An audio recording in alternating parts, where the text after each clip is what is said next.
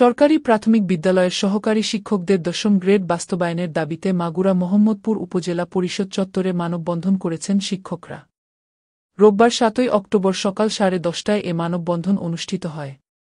মানববন্ধনে মোহাম্মদপুর সরকারি প্রাথমিক বিদ্যালয়ের বিপুল সংখ্যক শিক্ষক অংশগ্রহণ করেন। এ সময় তারা সহকারী শিক্ষকদের জীবনমান উন্নয়ন ও মর্যাদাসম্পন্ন করতে ১০ম গ্রেডের ন্যায্য দাবি জানিয়ে বক্তব্য রাখেন।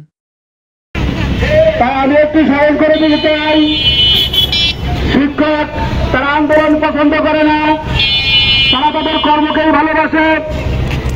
তারা ৯টা স্কুলে প্রবেশ করে ৪টা ১৫ পর্যন্ত তারা ক্লান্ত পরিশ্রম করে। আপনার জেনে দেখবেন, যদি কোনো কারণে আমার একজন শিক্ষক ছুটিতে থাকে, অন্য শিক্ষক তার শূন্য বেতন করে।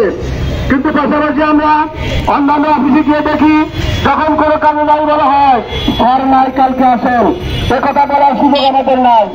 মানববন্ধনে বক্তারা ১০ম গ্রেড প্রাথমিক বিদ্যালয়ের সহকারী শিক্ষকদের যৌক্তিক দাবি নিয়ে বলেন, প্রাথমিক ও গণশিক্ষা মন্ত্রণালয় সম্প্রতি প্রাথমিকের সহকারী শিক্ষকদের জন্য বেতন স্কেল ১৩তম থেকে ১২তম গ্রেড করার প্রস্তাব দিয়েছে। এই প্রস্তাব প্রত্যাখ্যান করছেন।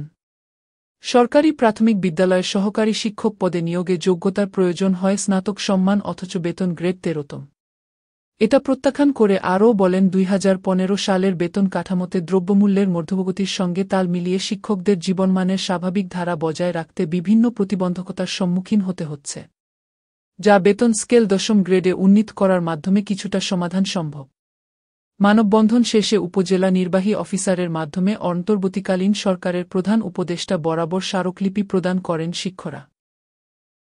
আমাদের এখানে টাকাটাই বিষয় না, আমাদের এখন মূল প্রশ্ন হচ্ছে আমাদের মর্যাদায়। আমরা মর্যাদায় যেখানে আমরা কথা বলতে পারি না, প্রাইমারি শিক্ষকের যে সহকারী শিক্ষকটা যে পদটাই, এখানে কোনো মেধাবীরা আসতে চায় না, কারণ একটাই, তৃতীয় শ্রেণীর কর্মচারী। তৃতীয় শ্রেণীর কর্মচারী কোনো মেধাবী চাইবে না। পাবলিক বিশ্ববিদ্যালয় থেকে এসে কেউ চাইবে না যে আমি তৃতীয় শ্রেণীর কর্মচারীর মতো একটা বোঝা নিয়ে কাঁধে ঘুরে বেড়াবো।